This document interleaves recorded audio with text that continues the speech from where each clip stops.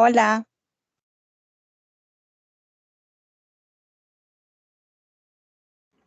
Buenas tardes, colegas. Gusto en saludarle. Me regalan un par de minutos para dar chance que unos cuantos colegas se conecten e iniciamos, ¿ok? de acuerdo. Gracias. Gracias.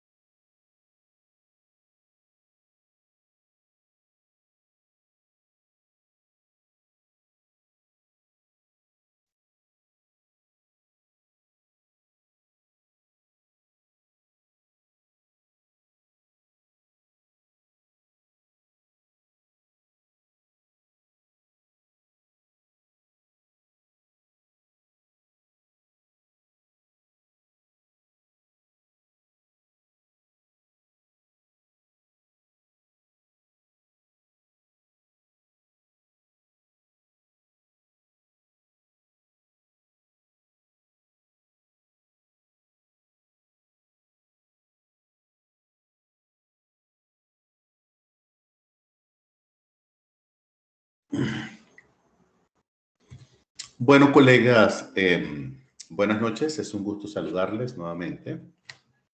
Gracias por estar presente. Vamos a dar inicio, ¿verdad? Bien.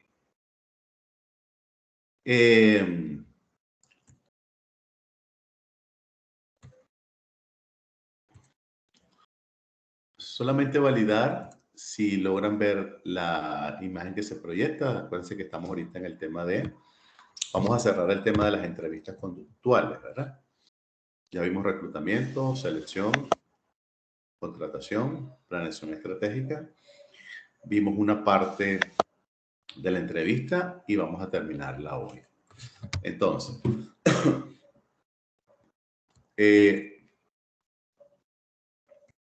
con el tema de la entrevista, digamos que, ¿qué se persigue? ¿Qué se busca con una entrevista conductual por competencia? Bueno, recordándole lo que ya habíamos dicho, aquí buscamos conocer el perfil del aspirante yendo un poco más allá sobre los conocimientos y habilidades.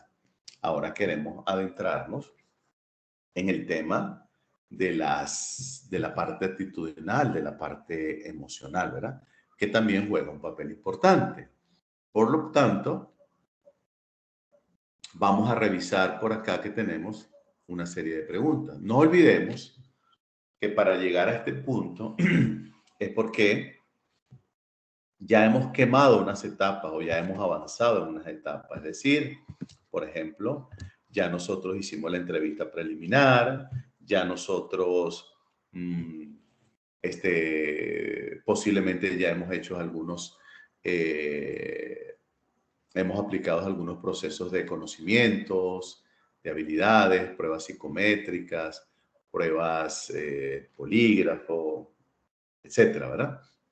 Entonces ahora, como ya tenemos claridad sobre lo referido a los conocimientos y a las habilidades, para dar con ese perfil idóneo, entonces ahora queremos entrevistar a los aspirantes, a los candidatos, a los potenciales, ya desde otro punto de vista. Entonces,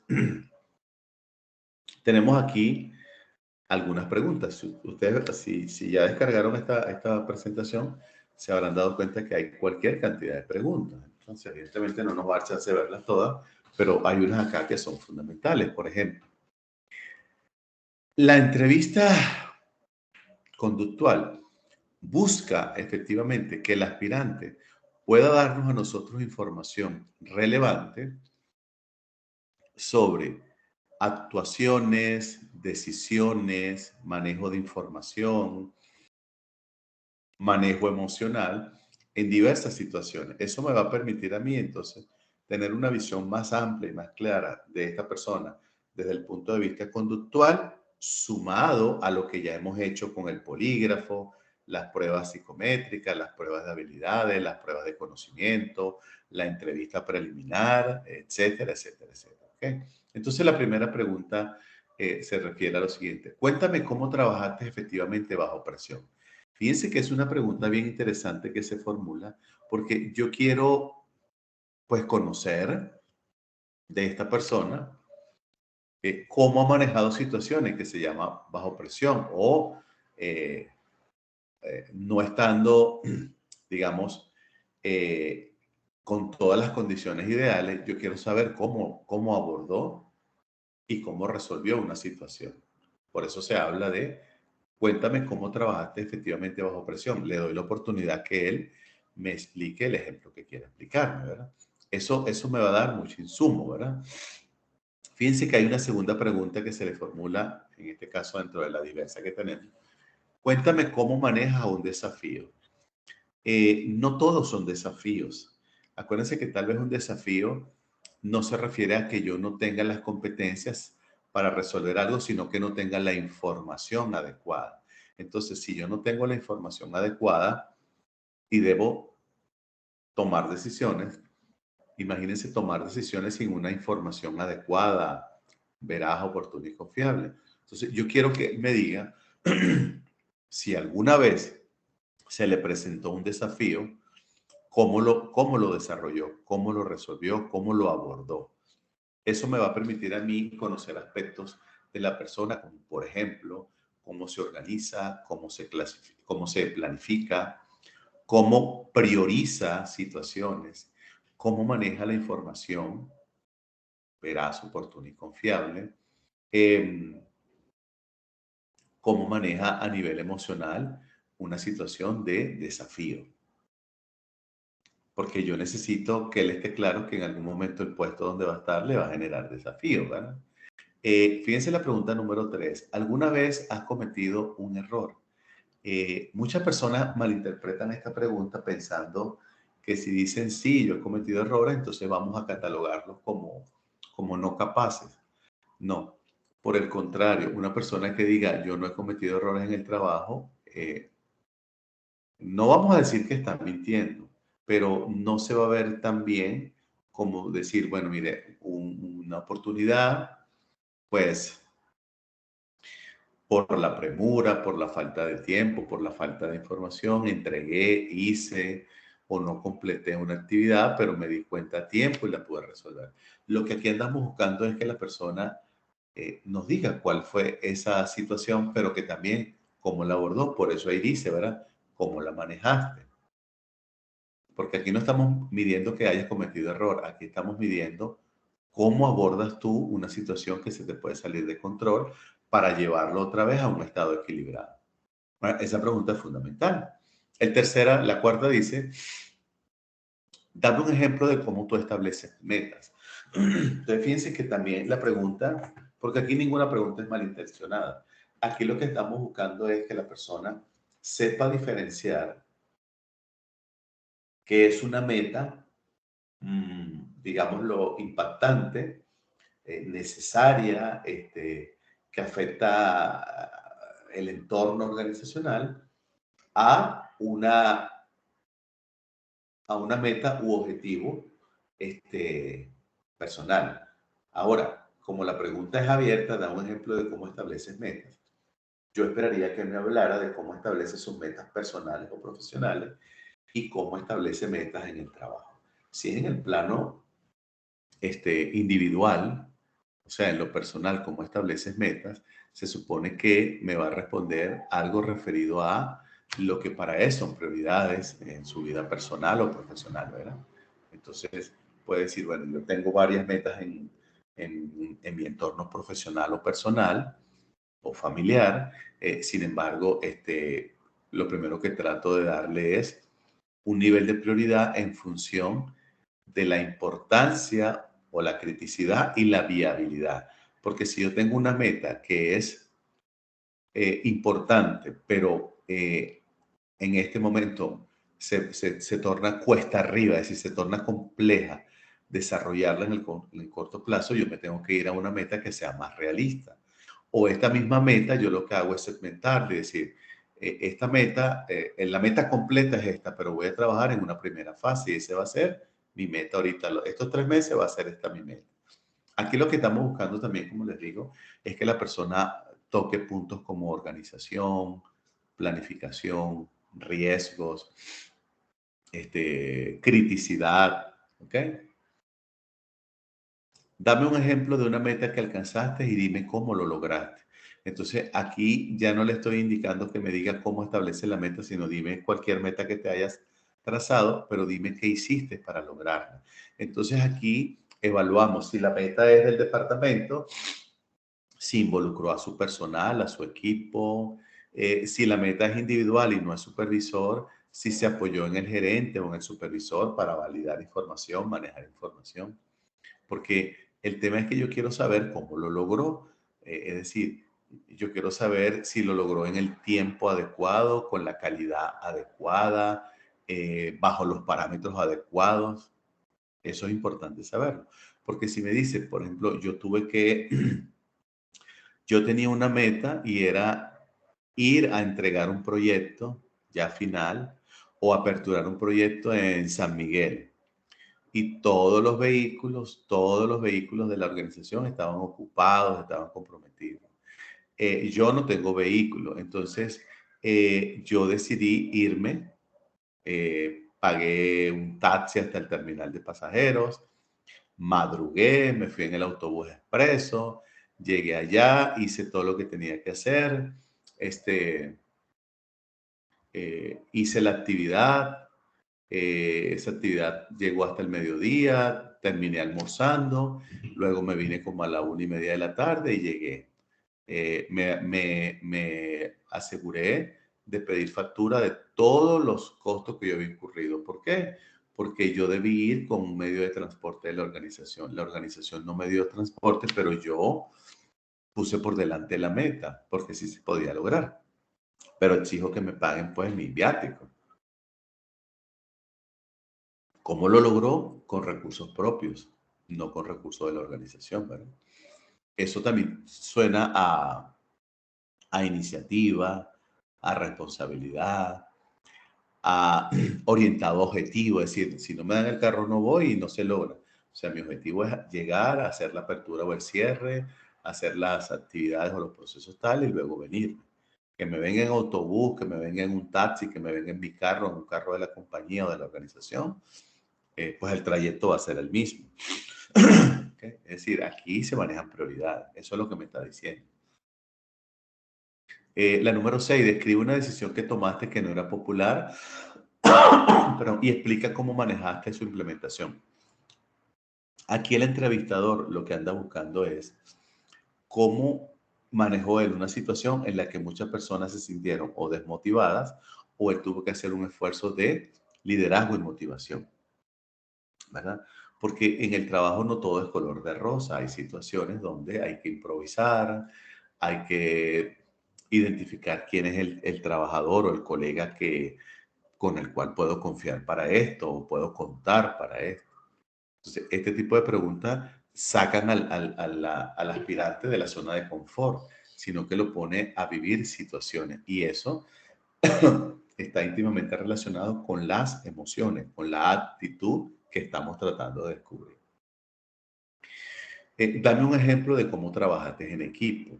Bueno, aquí lo que queremos escuchar de la persona es reconocer aspectos como, por ejemplo, hay un equipo integrado acá de varias personas, hay una meta común del equipo, pero para llegar a la meta común, cada participante o miembro del equipo tiene actividades particulares que al sumarlas o unirlas todas dan un todo.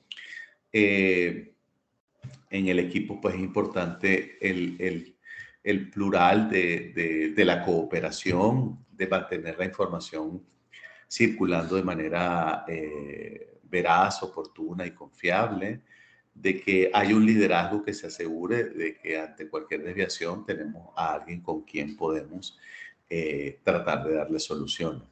Aquí no andamos buscando que me dé el detalle del trabajo, sino de cómo manejó un entorno de relaciones interpersonales. La número 8 dice, ¿qué haces si no estás de acuerdo con alguien en el trabajo? ¿Qué ando buscando aquí? Que me hable de emociones, que me hable de comunicación, que me hable de escucha y que me hable de manejo de incidentes y conflictos.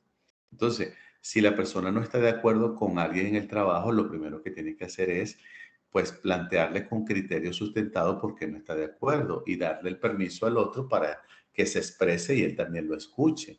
Y buscar la manera, desde la empatía y desde la sinergia, ver qué aspectos coinciden uno con otro y robustecerlo, y aquellos aspectos donde no coincide, entonces darse tal vez la oportunidad de revisar, de seguir revisando, hasta dar con una solución que los satisfaga a todos, ¿verdad? Pero, eh, em, pues la idea es esa, ¿no? Cuando formulamos esta pregunta, si no estoy de acuerdo, o sea, no tengo por qué estar de acuerdo en todo, pero eso no significa que voy a generar un conflicto. Por el contrario, considero que cuando hay diferencias se puede aprender del otro, puesto que cada quien pone su punto de vista de lo que está considerando y eso le debe dar un aprendizaje al otro. ¿Qué no se debe hacer? Personalizar la diferencia.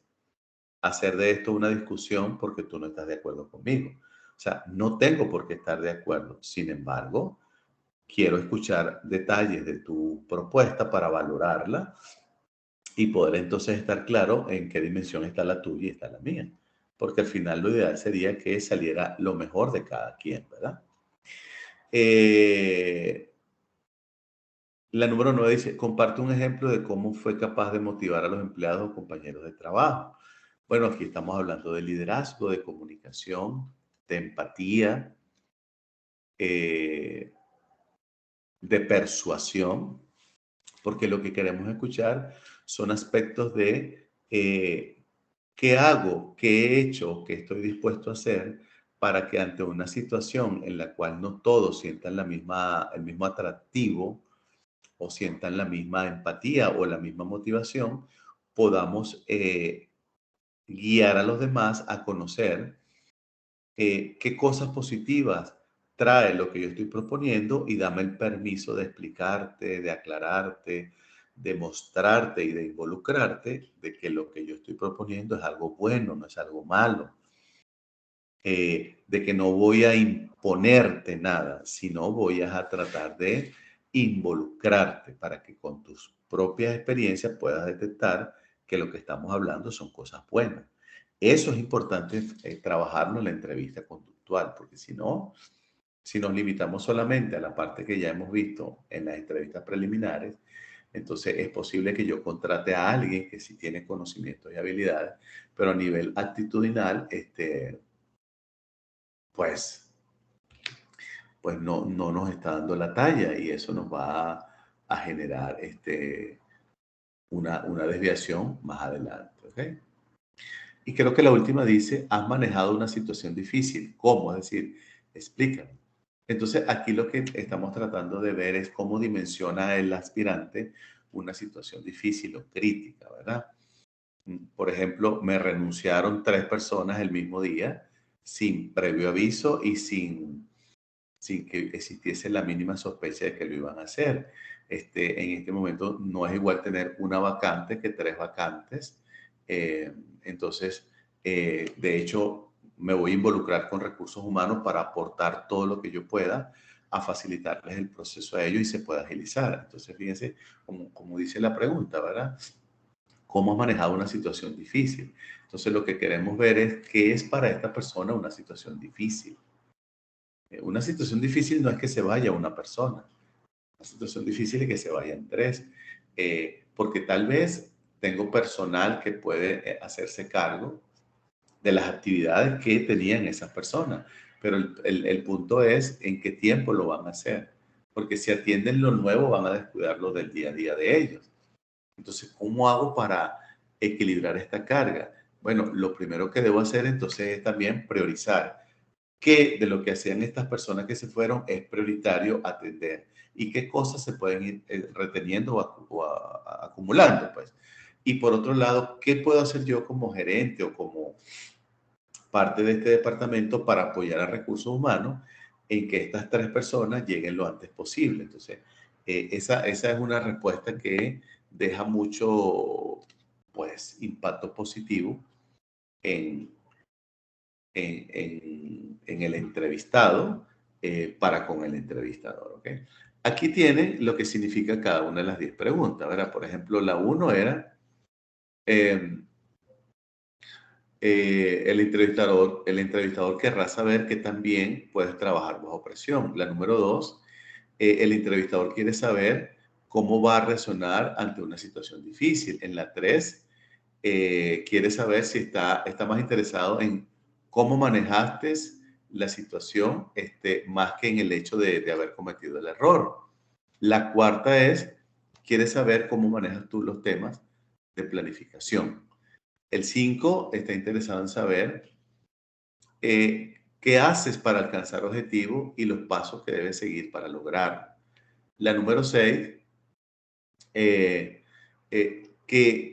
algo así como que tomas en cuenta tú a la hora de considerar algunas decisiones importantes en tu área. La 7 es, déjame que no me acuerdo de la 7. La 7 era, ok, da un ejemplo de cómo trabajaste en equipo. Aquí la 7 lo que busca es tu nivel de tolerancia para trabajar en el equipo, tu nivel de reconocimiento, que hay diversidad de profesionales y no todos piensan igual, ¿ok?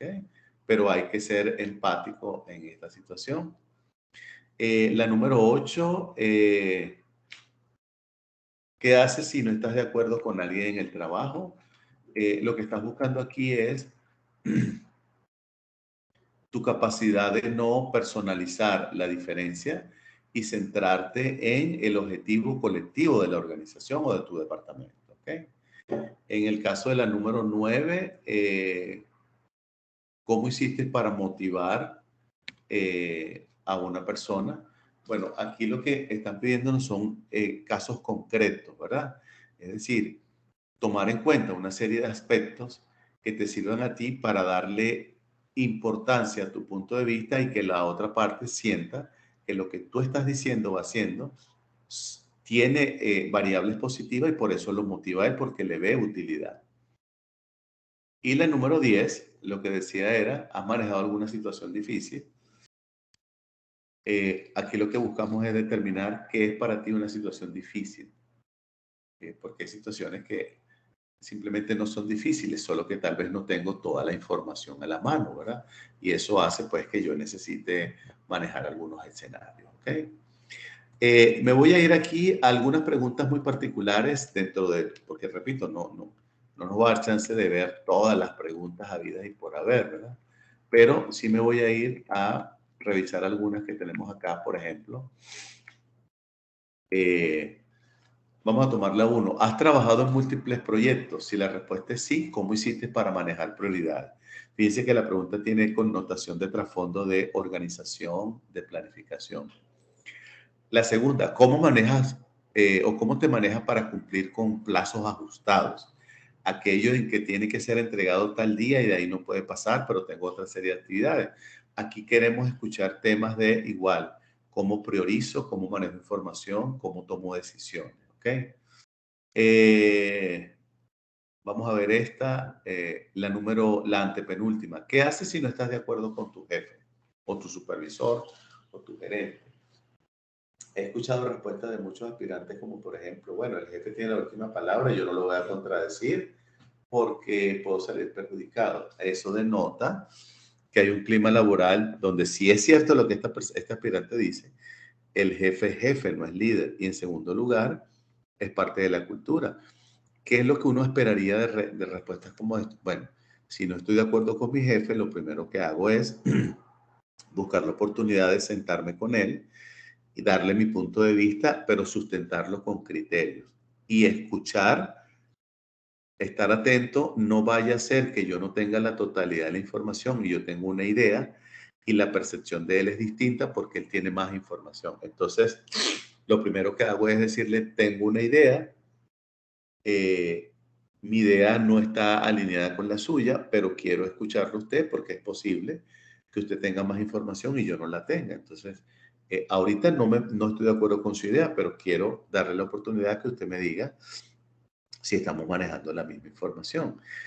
Eso lo hace perfectamente el día a día normal un líder que sabe escuchar a su gente, que sabe, eh, pues, que no tiene toda la verdad absoluta, que le gusta cuando los colaboradores se acercan y le plantean este tipo de cosas porque pues son personas que están pensando y razonando, ¿verdad? No son aquellos que solamente eh, prestan atención a lo que el jefe dice y ahí se quedan, pues. Entonces, ¿qué voy a tener? Un colaborador sumiso, pero un colaborador que a su vez tiene muchas cosas que por dentro retiene y no es capaz de exteriorizarla. Y entonces, cuando lo hace, explota. Y al explotar, entonces ya se convierte en un conflicto, ¿verdad? Ok.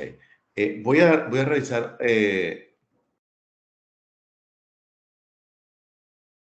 voy a tomar aquí unas pocas para luego, porque necesitamos ver otro tema y revisar cómo nos queda el tema de las entrevistas, porque ahí tienen infinidad de preguntas. Voy a tomar aquí, por ejemplo, la número, la número 4, que tiene que ver con la de ahorita. Describe una situación en la que tuviste que intentar cambiar la opinión de un supervisor o de tu supervisor o de tu gerente. Eh, es posible que esto en la vida real se haga presente de forma cotidiana. Y aquí lo que queremos escuchar, respuesta del colaborador, del aspirante es que primero que nada respeta al superior. Lo respeta porque es el cargo, ¿verdad? Pero que tiene, digamos, una diferencia porque la opinión de él no es igual a la de su jefe.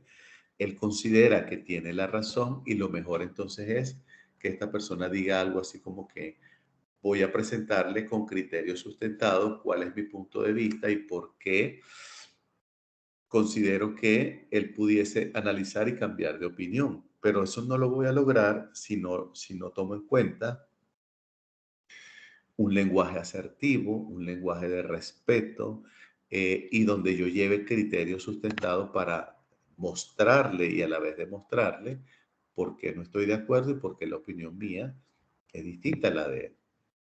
Pero eso se logra cuando hay un líder, cuando hay un jefe, muchas veces nos quedamos callados porque por temor a represalia, ¿verdad? Entonces, esta pregunta busca eso, ¿no? Busca saber qué tan acostumbrado está este aspirante a trabajar con un líder o con un jefe, ¿verdad? Vamos a tomar otra. La número 9, descríbenos una situación o descríbeme una situación en la que tuviste que tomar una decisión impopular. Dice que aquí el aspirante le puede decir, es que nunca me han correspondido. Pues uno inmediatamente le dice, pues imaginemos hipotéticamente que debes tomar una decisión que no es popular en el grupo, en el equipo, ¿cómo lo manejarías? Sí, porque aquí no sirve, como usted no ha tenido esa experiencia, no vale, no, sí. Entonces, aquí, ¿qué es lo que estamos diciendo, señor? Aquí lo que queremos es explorar hasta dónde este aspirante reconoce que en una organización es posible que yo me encuentre con que el supervisor ha tomado una decisión poco popular o que yo la deba tomar. En ambos casos, la respuesta es, si yo soy el colaborador y mi supervisor ha tomado una decisión que parece impopular, a mí me gustaría conocer con mayor número de detalle por qué se tomó esa decisión y si no se evaluó otras alternativas. Pero si me dicen es que era la única alternativa y se tomó por esto y por esto, entonces yo debo reconocer que tal vez en un momento yo estoy en la posición de como supervisor y me corresponde tomar una decisión de baja popularidad, yo le explicaría a mi gente por qué se está tomando y que no hay otra alternativa, a pesar de que están en el ambiente, pero no se puede tomar. Ejemplo, me acabo de enterar que despidieron a la señora o al señor fulano. Entonces uno considera que esa es una señora o un señor, puesto que es un gran trabajador, aporta mucho, tiene muchos años de experiencia. Y a mí me incomoda. ¿Por qué no preguntar primero y cuáles serían las causas por las que lo desvincularon? Me dice, lo que pasa es que le faltó el respeto al supervisor porque el supervisor le llamó la atención o le pidió o le exigió o X cosa y emocionalmente le respondió de manera poco profesional. Eh, pues sí, ofendió y se le consultó al director o al gerente y consideró que era una falta grave y a pesar de que tiene muchos años de antigüedad, eso no se puede permitir, esa es la causa, ¿verdad? Entonces yo simplemente dejo claro por qué se tomó la decisión y lo que para ti puede ser impopular, para otro puede ser una justificación. Entonces, como verán, señores, hay muchas preguntas que yo les he dejado acá, que ustedes pueden tomar, ahí tienen más, iniciativa, autonomía, dinamismo, energía, orientación al cliente, capacidad de aprendizaje, productividad, adaptabilidad, flexibilidad, ¿qué más? Liderazgo, o sea, hay muchos. Se las estoy dejando para que, persuasión, influencia, para que ustedes en cualquier momento les pueda servir si les corresponde hacer alguna entrevista de este tipo, ¿verdad? Porque están 100% enfocada a la parte conductual, entonces les puede servir, ¿ok? Bien, quiero saber si hay preguntas, dudas, aclaratorias, comentarios.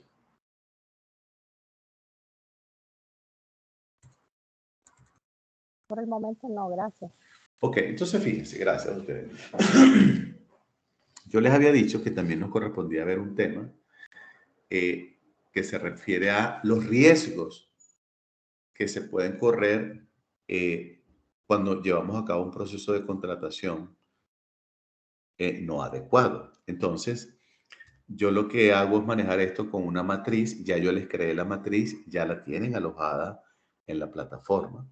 Y pues aquí hay una serie de ejemplos que yo les traigo, algunos están completos, algunos están hechos para que ustedes lo manejen como ejercicio. Hay 13 casos, de los 13 casos vamos a ver posiblemente 1, 2, 3, 4, 5, tal vez 6 si nos da chance por cuestiones de tiempo. Entonces, ahorita lo que voy a hacer es que voy a cambiar de presentación. Voy a proyectar. Perdón, Isabel levantó la mano. Adelante.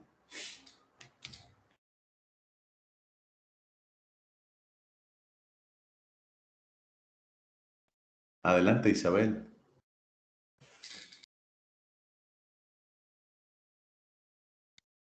¿Me escuchas, Isabel?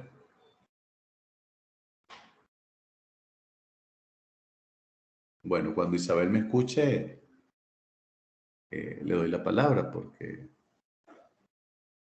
no sé qué pasó. Bueno, seguimos. Entonces voy a proyectar, es una hoja en Excel Como no va a alcanzar toda, la vamos a... Ok, permítanme. Ojalá esto se proyecte. A ver.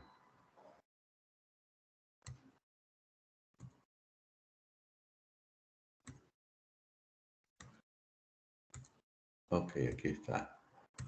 Díganme si ven una matriz en Excel que dice matriz de riesgo en la contratación de talento humano. Sí. ¿Sí Sí, se ve? licenciado. Sí, Sí, sí, se lo ve, vemos. licenciado. Ok, señores. Bueno, déjenme decirles que este es un seminario especial que yo doy de 16 horas, donde solo se toca el tema de riesgo en la contratación. Pero considero que esta matriz dentro de nuestro módulo 2, reclutamiento, selección y contratación, encaja perfectamente. Primero vamos a analizar por qué hace falta hacer estos análisis. Y después vamos a revisar cuáles son los campos que se proponen evaluar. ¿Por qué es importante estar atento a que cualquier incorporación de personas a la organización tiene un nivel de riesgo? Bueno, tiene un nivel de riesgo por varias razones. Una de las primeras que yo le decía la semana pasada es que nos podemos encontrar con síntesis curriculares o currículum vitae muy bien elaborados, con un enfoque bien profesional, donde se detalla experiencia, formación, habilidades, destreza, y eso hace atractivo para la organización este candidato, hombre o mujer, ¿verdad? Sin embargo, llevar a cabo desde la organización una búsqueda que nos permita dar con ese perfil idóneo, si está bajo ciertas circunstancias no de total armonía, puede convertirse en un riesgo una vez que la persona ha ingresado a la organización. Entonces, eso es la importancia de manejar un proceso como este, ¿verdad? De tener una matriz de riesgo. Lo segundo es, ¿qué aspecto vamos a tomar en cuenta para hacer el análisis? Entonces, bueno, lo primero es el nombre del riesgo. Así como ustedes yo les enseñé que podemos tener un inventario de competencia, deberíamos tener un inventario de posibles o potenciales riesgos que se pueden dar cuando yo llevo a cabo un proceso de reclutamiento, selección y contratación. ¿Ok? Entonces, ese es el primer ítem, nombre del riesgo. El segundo es describir el riesgo. Porque una cosa es el riesgo y otra cosa es describir el riesgo, es decir, para tener una concepción más clara de lo que es ese potencial evento de hacerse presente. Lo tercero es darle un nivel de criticidad. Lo podemos categorizar entre bajo, medio o alto, ¿verdad? El tercero es las posibles consecuencias que en un proceso de contratación el riesgo se haga presente, es decir, cómo nos puede afectar. El tercero es las fases, o sea, las fases donde se puede dar ese proceso en el reclutamiento, en la selección, en la contratación, en todos. ¿Ok? El siguiente es si hay un control. O sea, si nosotros llevamos un control para minimizar que esos riesgos aparezcan. El otro es las acciones. ¿Qué acciones nosotros podemos desarrollar, acometer, llevar a cabo para minimizar o para eliminar ese riesgo? El otro es el área responsable. O sea, ¿qué área? Fíjense que no hablamos de persona, sino área. ¿Qué área o qué gerencia o qué departamento de la organización tiene un nivel de participación en estos riesgos? Y finalmente, los indicadores, es decir, estamos utilizando algunos indicadores que me permitan medir el nivel de solución o ocurrencia a esto. Entonces, cuando tenemos esa matriz, cuando tenemos los riesgos, entonces comenzamos, ¿verdad? Vamos a comenzar con el primero. Voy a tratar de ponerlo un poquito más grande, pero lo voy a seguir, lo voy a ir moviendo, ¿verdad? Entonces, el primero es nombre del riesgo que hagamos, llevemos a cabo un proceso de reclutamiento, selección y contratación donde la descripción del cargo está desactualizada. O sea, imagínense que ustedes van a iniciar con la necesidad. ¿Quién es la necesidad? Del gerente de línea, ¿verdad? ¿Por qué motivo? Renuncia, despido, crecimiento, promoción, pre y postnatal, fallecimiento, jubilación. Y entonces, ¿qué explicábamos en el módulo 1? Que el gerente de línea presenta una requisición o una solicitud al departamento, a la gerencia de recursos humanos, explicando el servicio que quiere. Quiere que le contraten a un programador de sistemas senior, avanzado, que conozca de esto y de aquello. Entonces, ¿qué hace recursos humanos? ¿Cuál es el primer paso que da recursos humanos?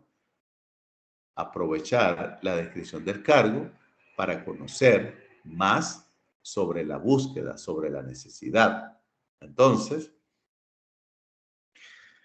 si yo tengo el cargo aquí, tengo la descripción del cargo y está desactualizada, entonces, ¿cuál es el nivel de criticidad que se me va a presentar? Alto, porque es posible que yo esté proyectando en el aviso de prensa, en la red social o en algún post, la búsqueda en función de algo que no es lo que va a hacer.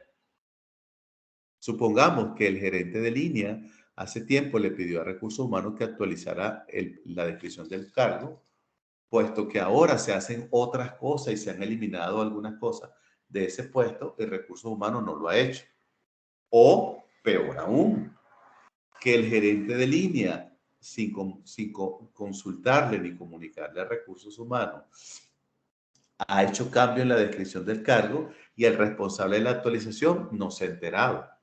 Entonces, Recursos Humanos dice, yo tengo mi descripción del cargo en mi base de datos última actualizada a julio del año pasado, y resulta que de julio para acá, el gerente de línea ha hecho cambios y no se lo ha comunicado. Entonces, Recursos Humanos va a buscar en función de lo que se hacía en julio. ¿Qué está esperando el gerente de línea? Lo que se hace actual. O sea, que no hay una concordancia. Entonces, el riesgo es alto. Posibles consecuencias: que ingresemos a una persona a la organización con deficiencia en la ejecución del proceso. ¿Por qué? Porque yo no tomé en cuenta, yo recursos humanos, en la descripción del puesto, en el aviso, que que iba a realizar X actividades, o peor aún, cuando contrato a la persona. Ustedes se acuerdan que yo les decía que en la contratación la parte final es oferta de servicios, oferta económica. Y en la oferta de servicios yo les decía y les enseñé que ahí se describe todo lo que la persona va a realizar como actividades y tareas. Entonces, si yo lo contrato y le digo, usted va a hacer esto, esto y esto, y no le digo sobre lo que el gerente ha cambiado, entonces cuando llegue al puesto, ¿qué va a pasar? La persona se va a encontrar en que le piden y le exigen cosas que él no domina. ¿Por qué? Porque a él le dijeron, lo estamos requiriendo es que haga estas cosas, no aquellas. Entonces, pérdida de tiempo, pérdida de dinero, pérdida de esfuerzo. Se evidencia una mala comunicación internamente. Se evidencia de que culturalmente tal vez algunos gerentes hacen lo que quieren por su lado y luego tienen recursos humanos que salir a resolver. Por eso es que recursos humanos tiene que ser un socio estratégico. Y por eso se le debe dar esa posición desde la alta directiva. O sea, que se respete su rol como asesor de recursos humanos. ¿Okay? ¿Qué puede pasar como consecuencia número 2? Baja calidad de los productos y servicios que entrega la persona, puesto que no tiene el dominio total de lo que le están pidiendo. Otra situación es incumplimiento de los objetivos asignados. Claro, ese es yo diría que el principal. Cuando le estén midiendo, esa persona cómo va a salir en la evaluación del desempeño. Mal, porque no está cumpliendo. Ahora, ¿quién es el responsable? Fíjense que el responsable causal, el responsable causal es el gerente de línea, porque él alteró, cambió, y tal vez lo que él hizo está bien. Su falla fue no comunicarle a recursos humanos. Y no comunicarle que él lo iba a cambiar, comunicarle que requiere de recursos humanos que le haga una actualización de las actividades y tareas que se desarrollan para este puesto debido a la nueva tecnología, debido a los nuevos procesos. Recursos humanos no le va a decir que no. solo que necesita tener la última versión. ¿Okay? ¿Dónde se debe dar esto? Previo a las fases de reclutamiento, selección y contratación. Es decir, antes de yo irme al proceso de reclutamiento, selección y contratación, yo debo estar claro que si hace falta una actualización, hay que hacerla antes. ¿Qué tipo de controles pudiésemos tener? Bueno, seguimiento y revisión al indicador de cumplimiento verificando el alcance de objetivo. Es decir, que todo gerente de línea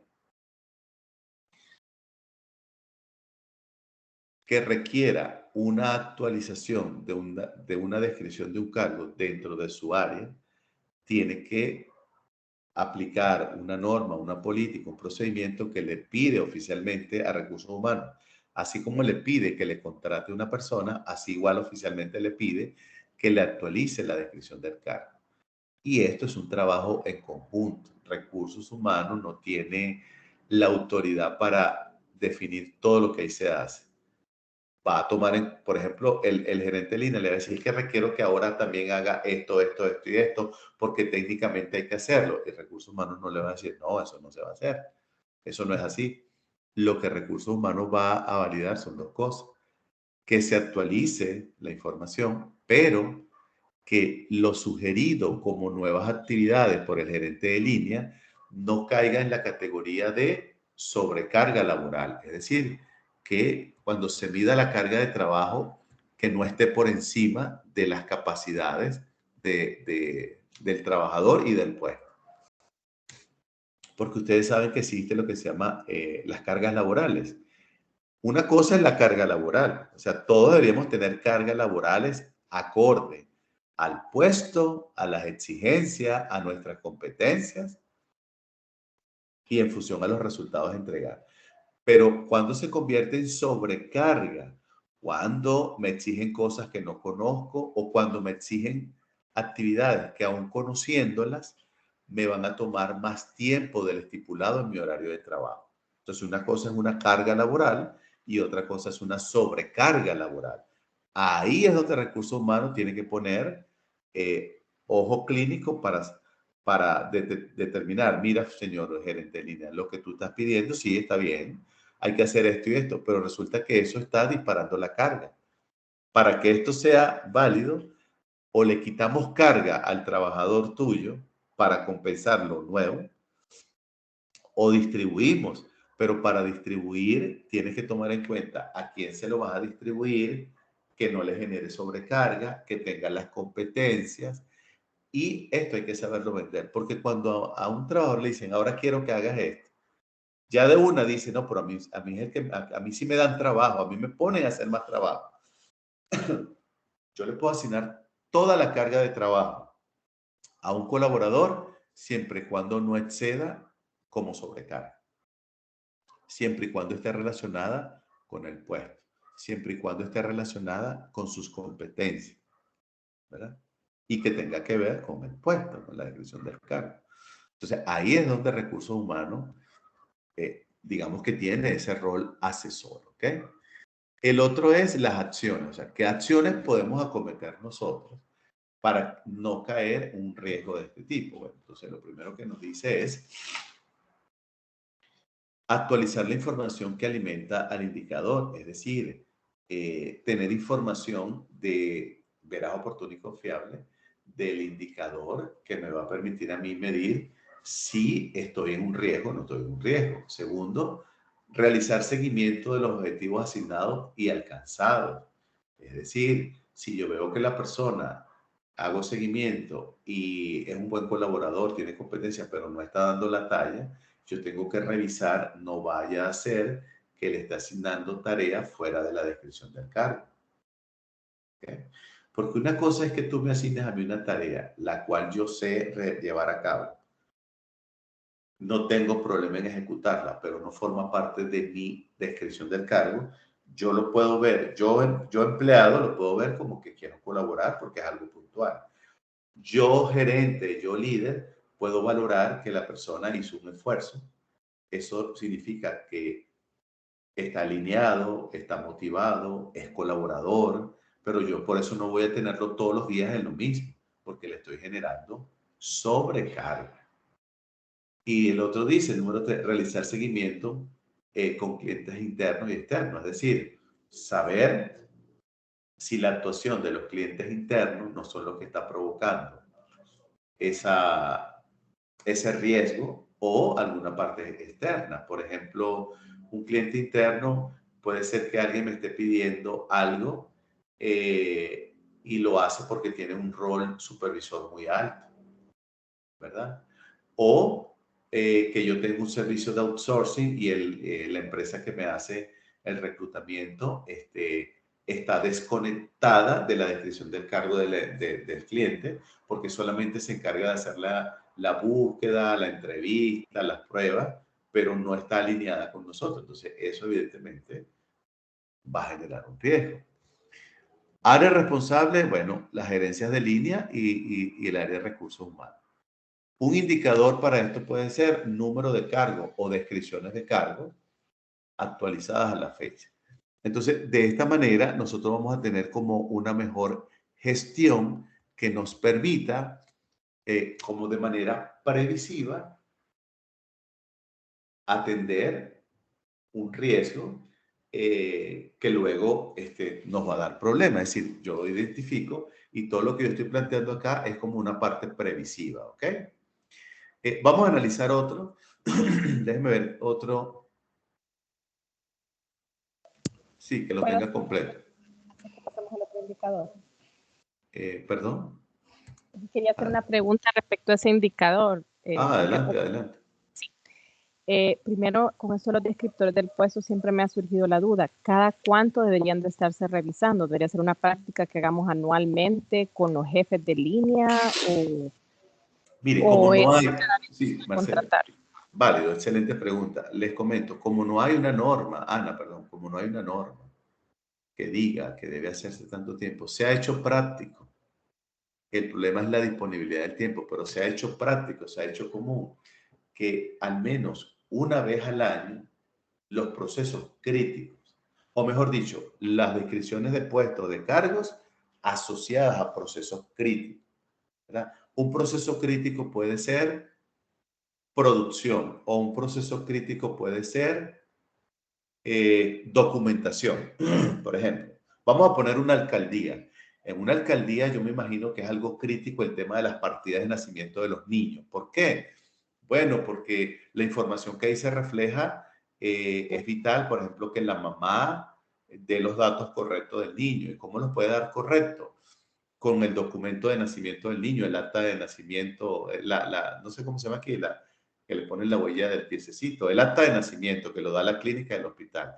Con eso se tramita la partida de nacimiento. Entonces, eso se corrobora con el DUI de la mamá o del papá. Entonces, a uno le piden al cliente, lea y dígame si está correcto y sobre todo, dígame si los nombres están correctamente escritos, todo eso. Entonces, tal vez eso es un proceso crítico, ¿verdad? Eso es un proceso crítico. Ahora, ¿quiénes están asociados a eso?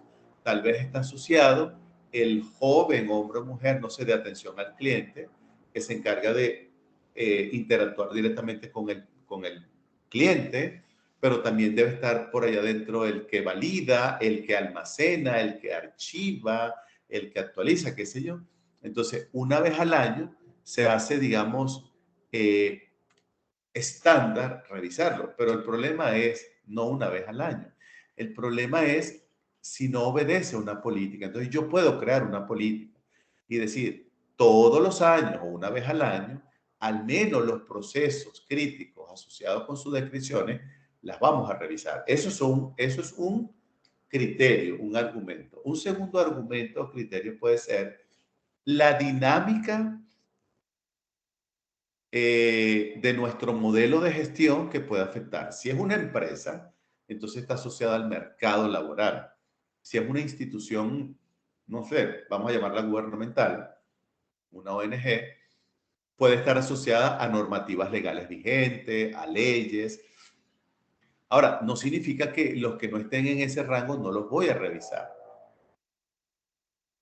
¿Cuál es el tercer criterio? Que existiese también una política que motivara a los gerentes de línea, que son, o a los supervisores, los que todos los días están con el día a día laboral, de decir, caramba, en este puesto ya no se hacen 5 cosas que dice la descripción, ahora se hacen 7, se hacen bien, se hacen a tiempo, las podemos medir, pero en la descripción dice que hay 5.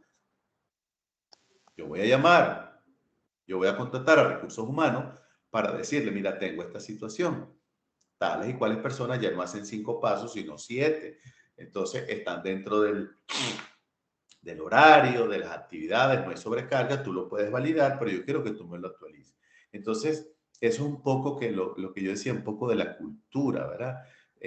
Porque si yo soy el gerente de línea o el supervisor, yo tengo lo mío resuelto. Ya no son 5, sino 7. Pero recursos humanos como responsable no lo tiene. Entonces, ¿qué es lo que no queremos? Que recursos humanos diga, bueno, mire, a mí no me indicaron nada, yo no actualicé nada. Es una respuesta muy fácil, ¿verdad? Sí. Pero supongo que El, eso ayuda para el tema de estar capacitando al personal. Pues así me ocurre con mercadeo, como ahora con las redes sociales y constantemente está cambiando, ¿verdad? exacto. Entonces aquí lo que ayuda es que, por eso hablo de la cultura, que haya como una mayor interacción con los gerentes de línea, no todos los días, pero decirle, mira, yo estoy insertando una política en la cual tú te ves involucrado y es que por lo menos una vez al año hagamos una revisión de tus escritores de puesto asociado a tu personal y aquellos que tú consideres que se han generado cambios, entonces lo actualicemos y tú me permitas a mí asesorarte que no caigas en sobrecarga, porque la sobrecarga incluso puedes tener problemas con el Ministerio del Trabajo, pues si la persona va y se queja, etc. Entonces, pero hay empresas que por su propio dinamismo incluso lo hacen con menos tiempo, que son muy pocas. Entonces, normalmente, de repente tú revisas un año y todo está normal, pero digamos que te queda la certeza de que lo hiciste y no hay cambio, porque la sobrecarga laboral afecta el clima laboral y la sobrecarga laboral tiene un origen en una mala supervisión, en una deficiencia en la supervisión, en una falta de liderazgo, ¿verdad? ¿Por qué? Porque yo estoy consciente o inconsciente sobrecargando a mi colaborador. Cuando él reviente, cuando él estalle, se va a convertir en un problema. Entonces, tiene que venir recursos humanos a ponerle los parches al problema. No, entonces vamos a abordar primero a los gerentes de línea y a decirle, mira, si tú ves que vas a sobrecargar a alguien, ese es un criterio para yo, o sea, yo como reclutador, yo puedo argumentar por qué es necesario contratar a alguien más, porque el gerente de línea ni quiere ni puede generar sobrecarga. Y eso de distribuir ya generaría sobrecarga. Entonces, hace falta incorporar a alguien por crecimiento, porque tal vez lo que no nos estamos dando cuenta es que la organización creció en servicios o en productos y eran 4 personas y ya los 4 no son suficientes. Entonces, el criterio es vamos a meter a un quinto para que la carga siempre esté equilibrada y se le habla claro al jefe de que podemos ser objetos de multa, puesto que nos pueden denunciar. Entonces, ese es el promedio, ¿ok? Un año. Pero más que hacerlo, es tener como una sincronía con pues los gerentes de línea, ¿ok? Sí, sí. Gracias. De nada. No sé si alguien más me había levantado la mano. No lo sé. Creo que, ok, ya no tengo manitos levantadas. Entonces, vamos a, vamos a ver otro ejemplo, ¿no? Pues yo quería hacer un ejercicio con ustedes pero les dejo ahí algunos resueltos y otros no, para que lo tomen en cuenta, porque se nos puede presentar, ¿verdad? Eh, vamos a tomar vamos a tomar, ok, mire, el número 5, que sucede mucho, no se cuenta con políticas definidas de reclutamiento, selección y contratación. Voy a dejar solamente voy a dejarlo así. A ver, para que solo veamos ese. Este que está acá, el número 5. Voy a cerrar los demás voy a esconderlos para después lo ver. Pero esto ya ustedes lo tienen en la plataforma. Ok, aquí tenemos entonces el ejemplo. No se cuenta con políticas definidas de reclutamiento, selección y contratación. ¿Qué sucede? Bueno, que muchas veces cada departamento hace su reclutamiento y eso es un carnaval, eso no puede permitirse. Entonces, descripción de riesgo. Las acciones de reclutamiento, selección y contratación no obedecen a un proceso institucional que se base en políticas aprobadas por la directiva. Una política es recursos humanos, comunidad es el responsable de desarrollar su proceso de reclutamiento, selección y contratación. Es responsabilidad de los gerentes de línea ante una necesidad solicitarle a su cliente, porque el cliente, es decir, recursos humanos tiene cliente que es toda la organización. Entonces, que el cliente, que es el gerente de línea, se comunique con su proveedor de servicio, que es interno, que es recursos humanos, ¿verdad?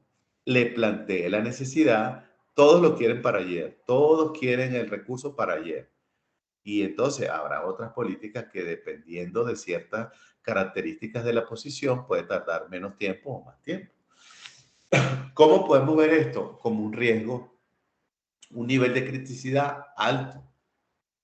Porque imagínense, si cada quien empieza a reclutar, después cada quien va a empezar a capacitar y después cada quien va a empezar a definir sus propuestas de retribución, es decir, de remuneración, de retribución, de beneficio e incentivo. ¿Y qué va a pasar? Que alguien va a decir, pues ahora que no necesito recursos humanos, porque cada quien hace lo suyo. Eso es muchas veces que lo permite recursos humanos, porque incluso el dueño, supongamos que una empresa familiar así lo quiere ver, pero es tarea de recursos humanos hacerle ver el objetivo de por qué existe una unidad de recursos humanos. Entonces el nivel de criticidad es alto. Posibles consecuencias. Bueno, mira, aquí tiene.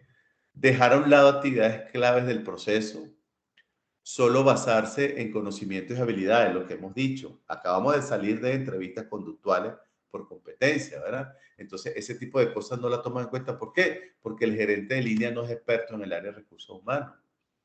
Entonces, solo basarse en conocimientos y habilidades y dejar a un lado la parte actitudinal. El periodo de prueba que se ejecute correctamente, dada la premura de contratar un personal. Es decir, que toda la parte de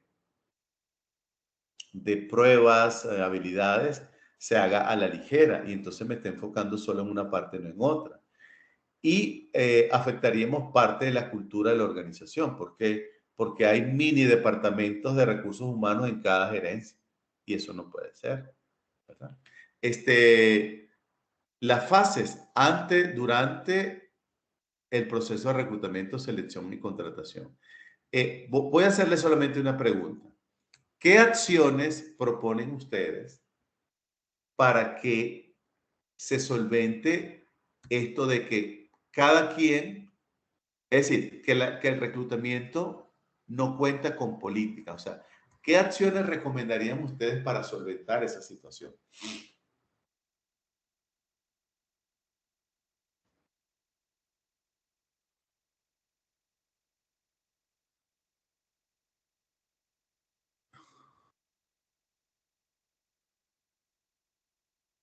¿Qué acciones recomendarían?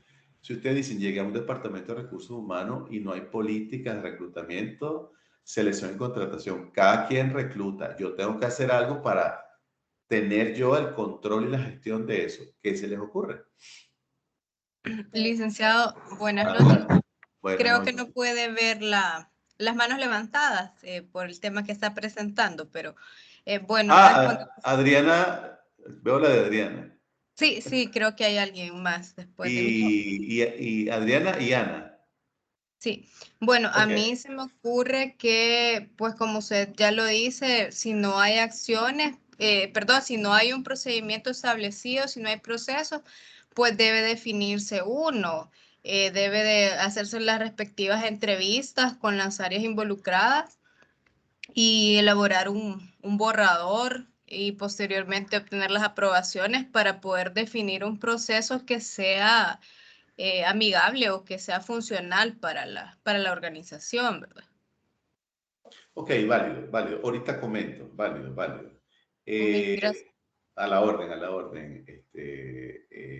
Adriana. Ana. Vamos a darle la palabra a Ana, que levantó la mano también. Básicamente iba un poco alineado a la de Adriana. Ana. ¿Me escucha? A ver. Ok, ¿me escucha? Ahora sí, ahora sí. Yo más o menos voy por la misma línea de Adriana, o sea, tal vez tendré una reunión con las jefaturas para que construyéramos juntos el plan de selección del personal, demostrándoles cómo es mucho más fácil que como el primer filtro pase por recursos humanos, por la experticia, por el tiempo, porque está especializado en eso, pero sin demostrarles cómo involucrando a todos sería más, o sea, podemos llegar a un proceso común y más fácil de convencerlo. Sí, estoy de acuerdo. No sé si alguien más quiere opinar para yo entonces darle mi punto de vista. Bueno, ya. Perdón, a ver, Jennifer, adelante. ¿O fue? No, no fue. Sí, Jennifer, adelante.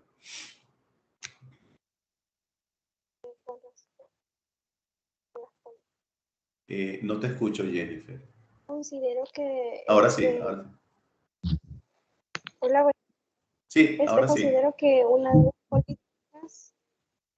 una de las políticas que puede beneficiar en este caso en el área de reclutamiento, como lo están mencionando las compañeras, incluir a las jefaturas o las primeras líneas en este caso, porque ellos también gestionan al personal, el cual se contrata en el Departamento de Recursos Humanos, por lo cual es de debida importancia que ellos también se involucren, se logre crear un consenso de qué tipo de personas o qué tipo de tareas se realizan dentro del departamento y cuáles son los conocimientos y las habilidades que se necesitan para poder realizar el trabajo y para así poder contratar a la persona idónea para el puesto idóneo.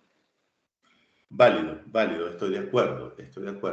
Fíjense, digamos, tal vez resumiendo todo lo que ustedes han dicho, si esto viene de una cultura, la cultura no se cambia de la noche a la mañana. O sea, si la organización o la directiva ha permitido que esto haya venido creciendo y de alguna manera ha dado ciertos resultados, entonces lo primero que tenemos que hacer nosotros como recursos humanos es reconocer que digamos, es una tradición que no puedo cortar de la noche a la mañana, solo tengo que abordarla. Entonces, ese abordaje pasa por yo, recursos humanos, con mi equipo, reconocer, tenemos esta situación. ¿Se puede revertir? Sí. ¿Sabemos hacerlo? Sí. ¿Tenemos que buscar que la otra parte comprenda? Sí. ¿Va a ser de la noche a la mañana? No. Entonces, ¿cuál sería el segundo paso? Ustedes recuerdan cuando yo les decía que recursos humanos debería tener un portafolio de productos y servicios para darle valor a la organización. Entonces, lo primero que hay que venderle a la organización es que nosotros, como área especializada, tenemos un portafolio y dentro de ese portafolio está el proceso de incorporar al perfil idóneo, que se traduce en reclutamiento, selección y contratación. ¿Verdad? Por un lado. Por otro lado, que contamos con un nivel de especialización del equipo humano que nos acompaña para esos procesos. Manejamos técnicas, manejamos métodos, tenemos procesos y experiencia. Y además de eso, le vamos a quitar una carga que no les corresponde y les va a liberar espacio. Pero aparte de eso, como viene de una cultura o de una cotidianidad, entonces nosotros, si queremos que por el contrario nos vean como aliados y no como impositores, como personas impositivas, perdón, entonces lo que hacemos es involucrarnos a que esto sea una transición. Es decir, entonces vamos a hacer algo. Como tú estás reclutando a tu gente, entonces ahora deja que yo te acompañe en el proceso. Entonces yo te acompaño en el proceso, algunas tareas te las voy quitando para descargarte hasta que tú te des cuenta y confíes en mí, porque ¿qué es lo que pasa? Que ustedes lo hacían porque ustedes confiaban en ustedes mismos.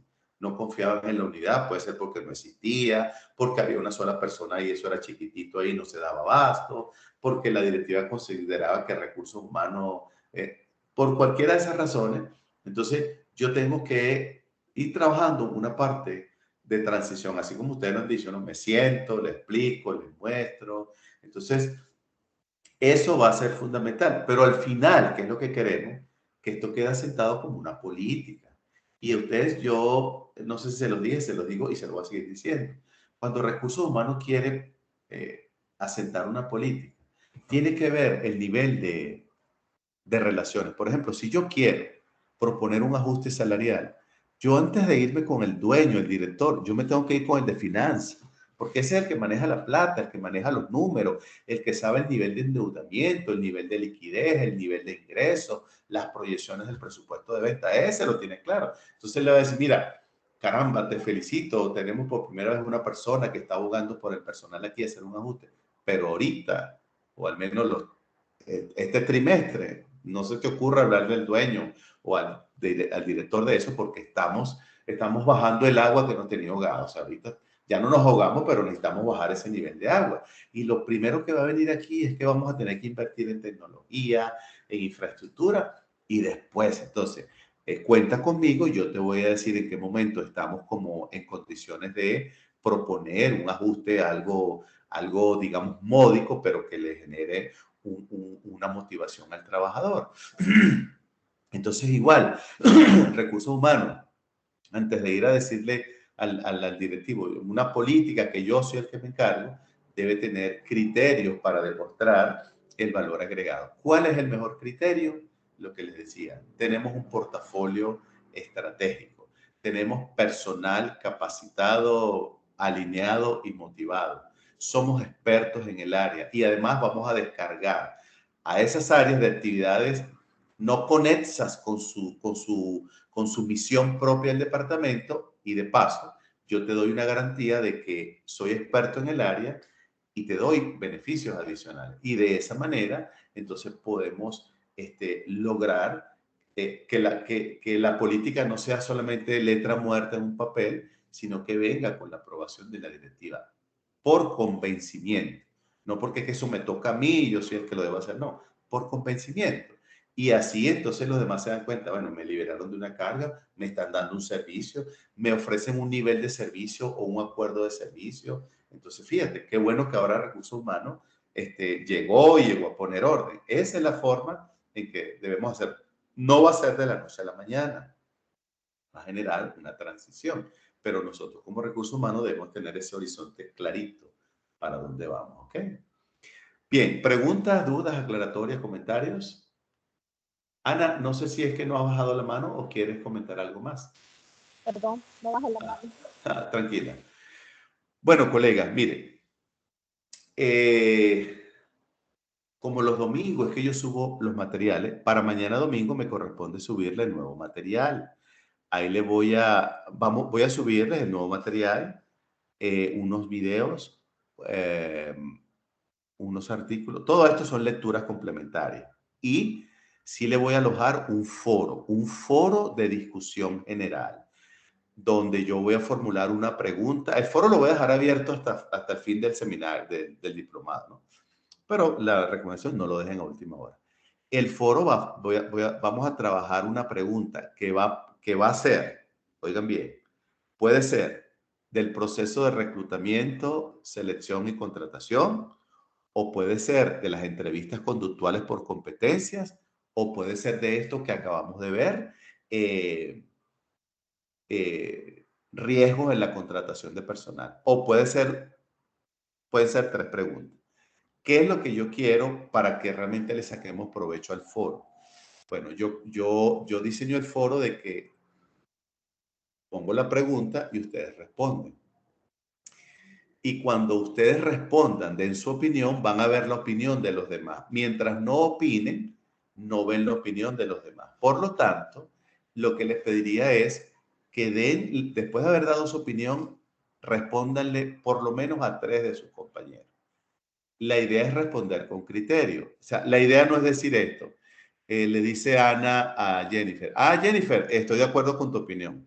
que eso no es un foro, o sea, eso no es una respuesta, o sea, tal vez Ana le dice, Jennifer, estoy de acuerdo con tu opinión y me gustaría complementar lo expuesto por tu persona con mi criterio. Y yo opino que también tal cosa y tal cosa. O sea, entonces estamos dando valor agregado y estamos generando una discusión. Si Yesenia no está de acuerdo con Adriana, entonces Yesenia le va a decir en un lenguaje de respeto, por supuesto, Adriana, estuve leyendo tu comentario y me gustaría decirte que en el párrafo o la idea tal no la comparto y te quiero decir por qué, de acuerdo a mi experiencia, tal cosa y tal cosa. Y Adriana no se va a molestar, sino que tal vez Adriana va a decir, bueno, ella lo ve desde ese punto de vista, yo no tenía esa información, o le voy a replicar porque tengo otra argumentación. Lo que queremos es que en tantas réplicas se genere conocimiento, no se genere fricciones, ¿no? Eso es lo que queremos. Entonces, ese foro forma parte de, bueno, de los procesos evaluativos, pero sobre todo la parte de conocimiento. De este módulo 2, ustedes van a tener su proyecto igual. Así como el número 1 fue un ensayo, el número 2 va a ser, yo les voy a dar un cargo. Ejemplo, programador, analista, vendedor. Y ustedes van a formular preguntas conductuales, así como lo que acabamos de ver, por eso les doy el material.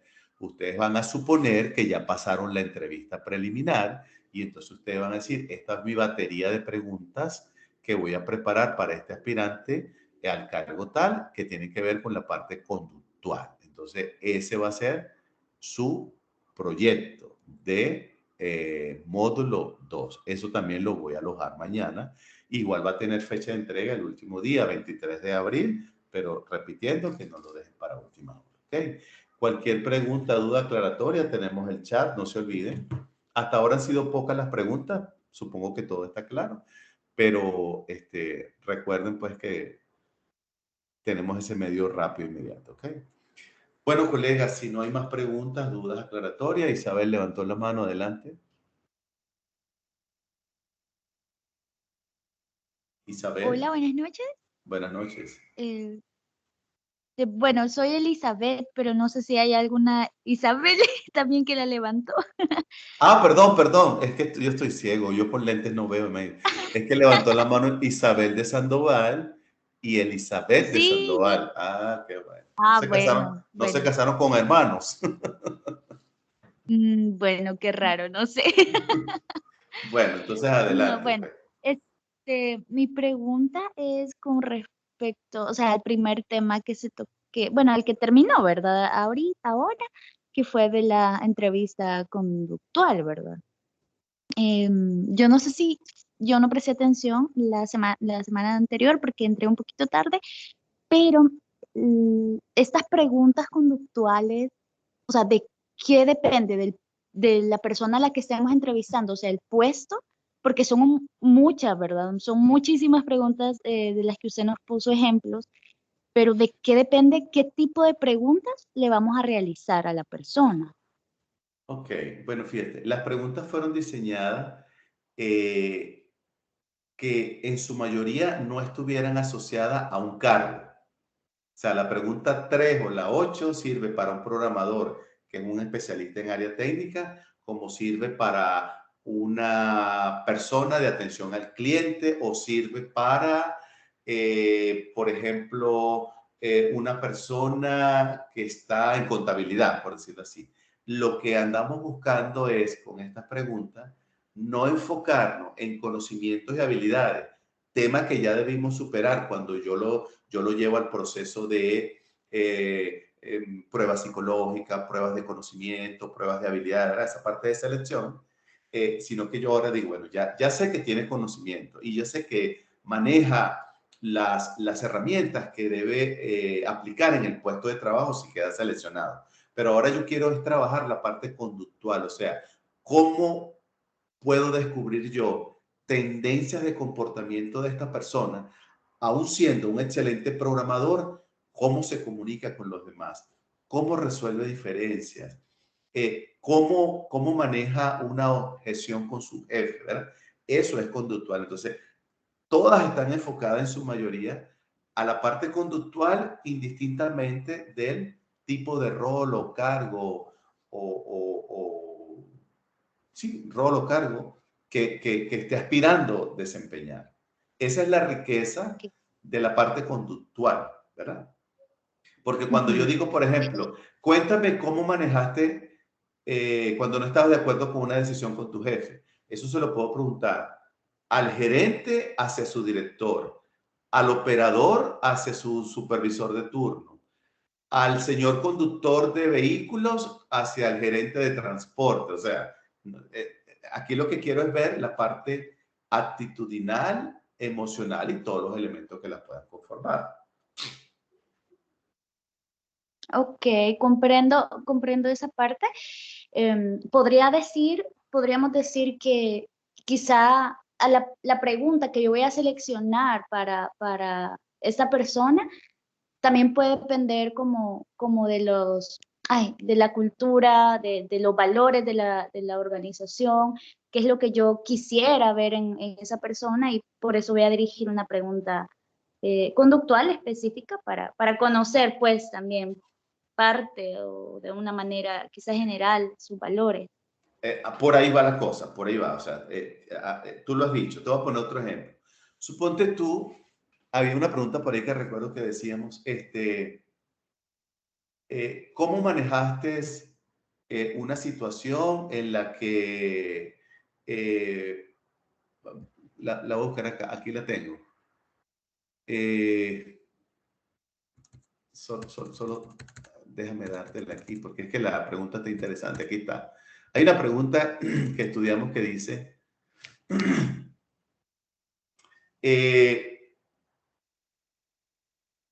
¿cómo manejas un desafío? Esa es la pregunta número 2 del paquete que iniciamos.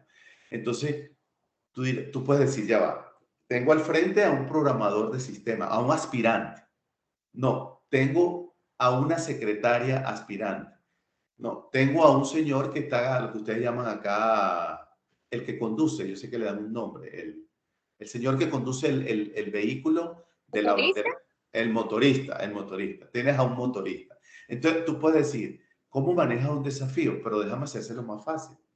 Señor motorista, usted, señor fulano, aspirante al cargo de motorista, ¿cómo maneja un desafío específicamente en la parte laboral correspondiente al uso de los vehículos de la institución?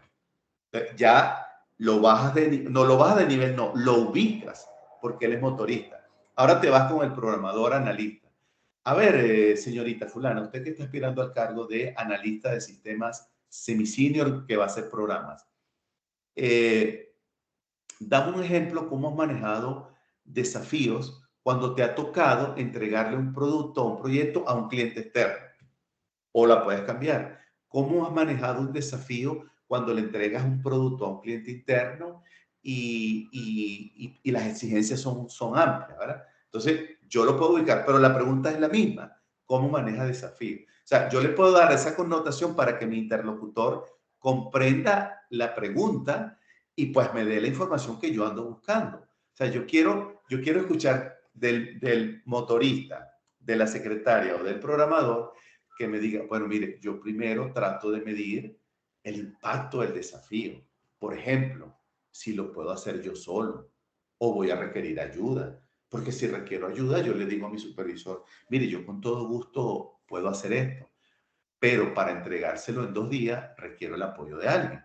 Ahora, si usted me da 4 días, yo lo puedo hacer yo solo. O sea, ¿qué estoy viendo ahí? Actitud, una actitud positiva. Estoy viendo una persona realista que dice, yo puedo con esto, pero lo que no puedo es con los tiempos que él me está imponiendo. Estoy viendo una persona comunicativa. Entonces, todas esos, por eso es que uno se convierte en un imán, por eso la entrevista conductual no la hace cualquier persona. Esto hay que tener, bueno, experiencia y todo lo demás. Pero bueno, en eso estamos, ¿verdad? Ustedes como profesionales no creo que, o sea, seguro han hecho entrevistas. Entonces, estas preguntas le van a servir a ustedes como para, en mi país se le llama agarrar la caída, es decir, estar alineado con lo que yo debo hacer.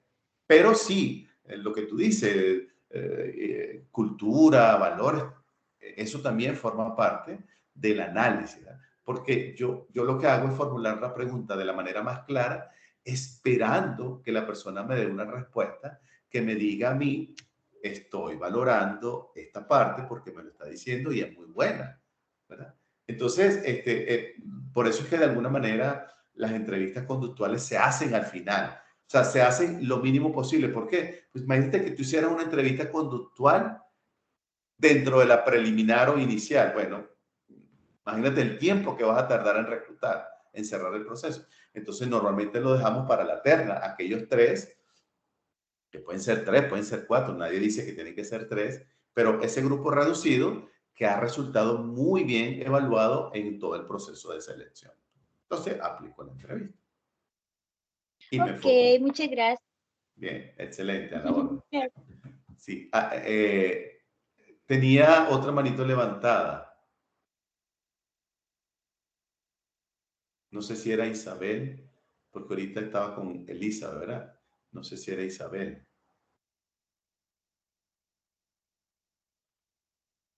No se ven manos levantadas, licenciado. Sí, pero habían 2, pero bueno, está bien. Se arrepintió quizás. Sí, o tal vez ya aclaró la duda o lo que iba a comentar. Bueno, colegas, les decía, gracias por su tiempo. Tiempo para mí es igual, pero siento que pasa volando todo esto.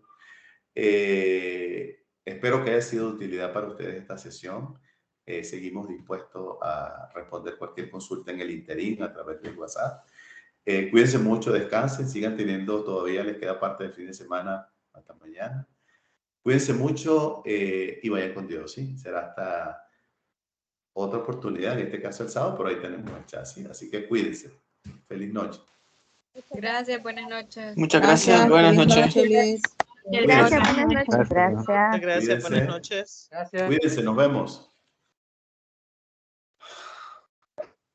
Buenas noches. Cuídense. Buenas noches.